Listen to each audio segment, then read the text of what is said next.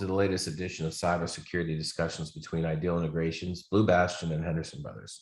I'm Michael Stratos with Ideal Integrations, and I have with me Corey Bussard, Luke McOmie from Blue Bastion, normally Dan Coast, who is not able to make it today, Pete Horne from Henderson Brothers. These roundtables are designed to address critical areas of your security protocols, risk management, and financing strategies in short segments. Today's topic is mobile phone security.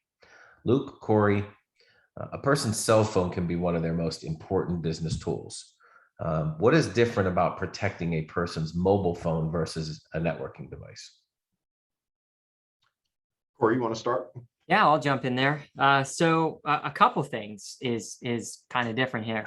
So we have with a mobile device, a lot of times organizations they've gotten away from having two mobile devices where you have your personal phone and then a business phone. So nowadays you're going to see one cell phone.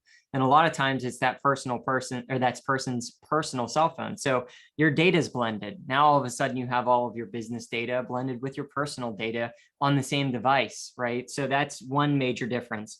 And then the next is there's far less control on those devices a lot of times, especially whenever you're looking at it, like I just said, where you have a personal device.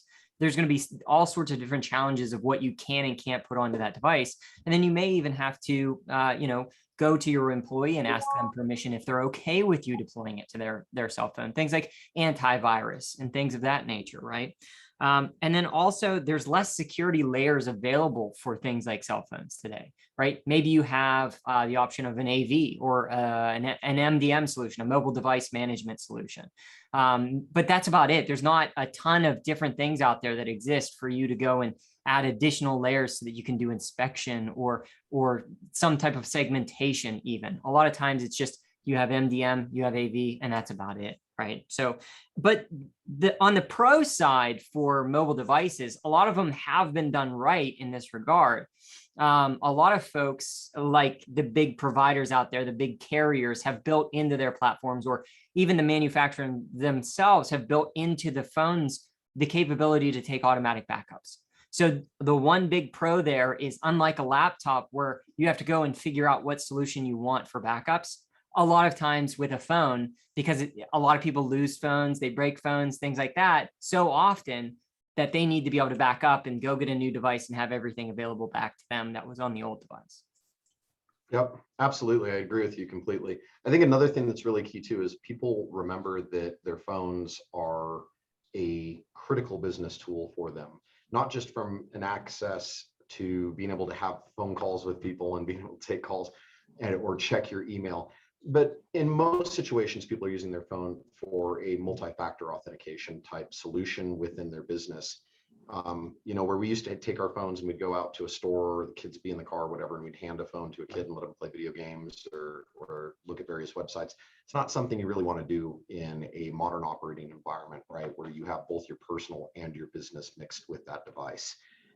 So I think people need to keep that in mind as they're making choices around how they use their phone, what software they deploy on it, how they're leveraging it, right? A lot of people like to get a brand new phone and they install 20, 30 different applications that they don't need just because they're excited to have the new phone.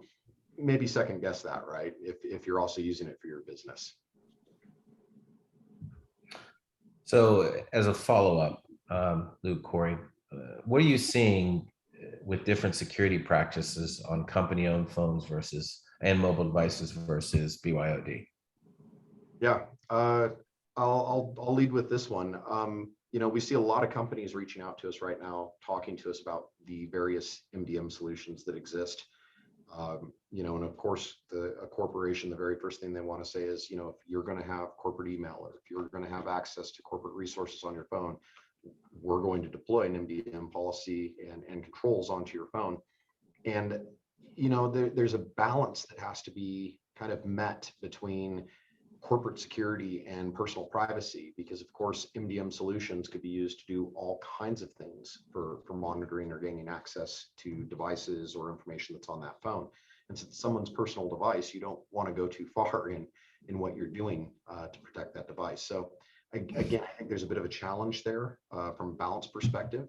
I've also seen a lot of companies starting to adopt and use things like what is it, Wicker and Signal and other types of encrypted messaging type solutions. But it's important to remember, as good as that stuff is helping encrypt the communication in transit, it doesn't actually guarantee that your information is secure. When you look at something like Pegasus and the brand new malwares that we're dealing with on mobile devices and some of the impacts that those have, you know, an attacker can take remote screenshots while you're sitting there typing and writing the message. So the fact that you're encrypting it, you know, at transmission doesn't really hide the fact that that message is still on your phone or your device. So yeah, and to go one step further with that, you know, whenever attacker, if they're smart enough, right, attackers are going to start focusing on mobile devices more and more and more, because that's a lot of folks use it for their multi-factor authentication. So if you think about it this way, you probably have your email account added into your phone. You have your multi-factor added into your phone. So we here have done attacks where we've been able to successfully grab credentials off of devices, mobile devices, right? So if I can compromise one device and gain access to your cached credentials for your domain email account, and then I'm also compromising the same, on that same compromise, I'm getting your multi-factor authentication, right? Now, all of a sudden, I have the keys to the kingdom, and I have the ability to say, oh yeah, that's me. That's absolutely me doing that authenticated login, right? So that's me, I'm allowing that. So along the lines of what Lucas just said about, you know, encryption, that also becomes a single point of failure for your organization as well, because again, as an attacker, that's what I'm going to focus on, because that's where all of your keys reside. Right. MFA can defeat your like network device compromise, but it's your mobile phone that is your you know, catalyst to MFA. Then what do you do, right? Yeah, and to go back to the Pegasus that Luke was talking about, it was a zero-click attack, right? So they could send a text message. You don't even have to open it. Nothing has to happen there from the end user's perspective. And all of a sudden you're compromised, right? You wouldn't even know that you're compromised. So now I own the keys to the kingdom. Let's say you are using Signal or one of those other encrypted applications. I can literally stream your screen if I want to, right? So now I can watch every single thing that you're doing on your device. I can dump your credentials. I can say, hey, that's me logging in as you, you know, again, it's just it's a device that needs more security layers than what are available for it today. Right. And Pegasus, go ahead, Luke, sorry.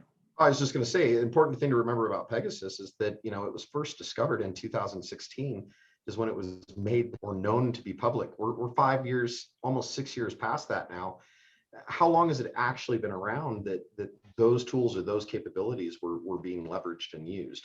You know, a lot of people are like, oh, well, a nation state or a government's not going to target me. But there have been examples where we have seen that, you know, cartels, gangs, other types of situations were able to gain access to this software as well. So it's not like it was being exclusively used by governments, you know. Yeah, the important thing I think from Pegasus, and you know, as we move on in the topics here, is just it highlights, you know, just how much of a risk and expanded exposure now the mobile devices are. Like, you know, it's just everybody thought, all right, let's just go after the networks. That's where, you know, there's a huge cache of valuable data to attack is. Well, it turns out that's really heavily guarded, and companies are now doing a better job there.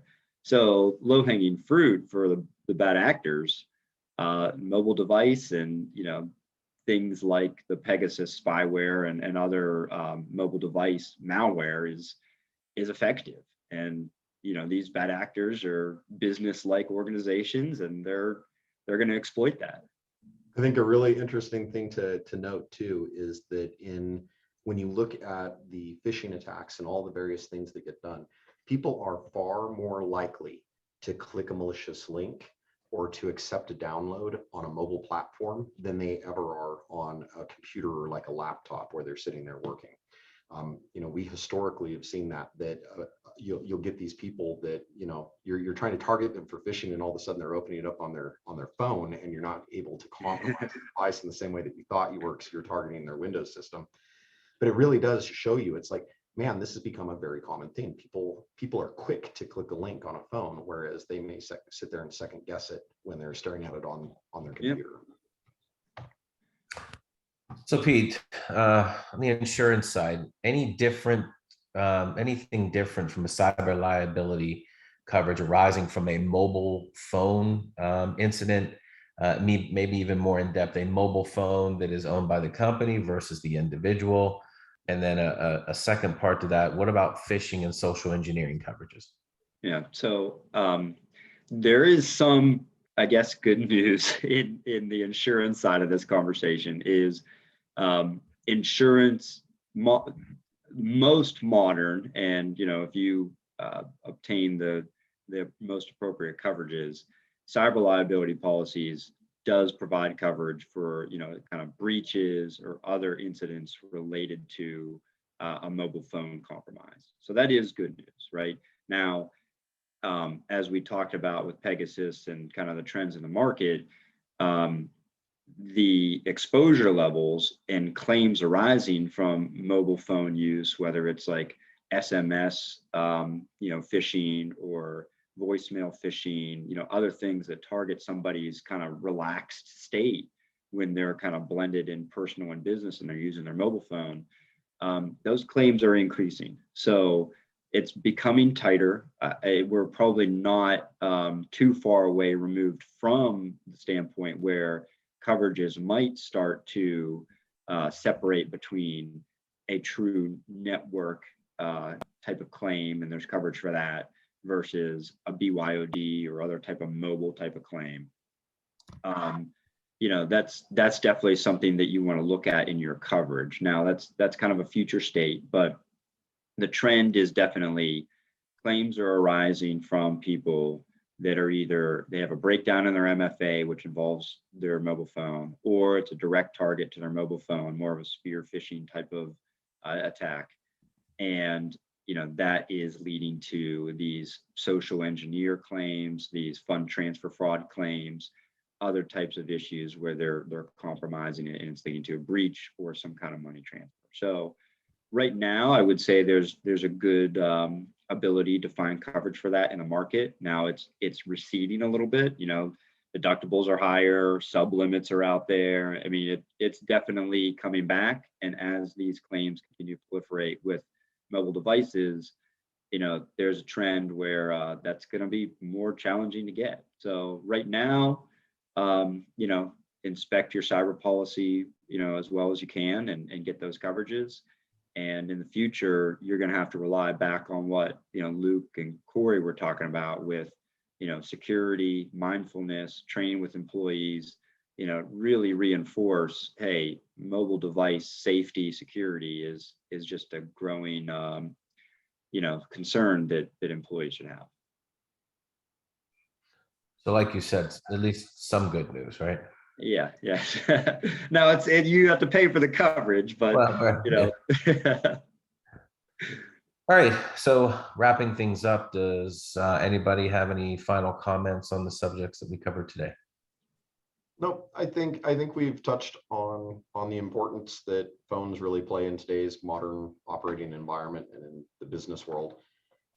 We've talked about the most recent attacks and the news that's covering some stuff that happened many years ago, but it's obviously still current news. I think the biggest thing that we could leave people with is really just as Peter was pointing out, we didn't touch on it a lot, but making sure that you are providing training to your users around security awareness on mobile device security and safety is really crucial. And I know that a lot of corporations are just now starting to consider this, but it's very important. Right. You can't relax on mobile phones. That's kind of the key takeaway. Yep. Absolutely. All right, everyone. I appreciate you all jumping on and answering some questions. Luke, Corey, Pete, appreciate it. And hopefully Dan will be back for our next episode. And thank you everybody for joining in, and stay safe. Thanks. Thank you.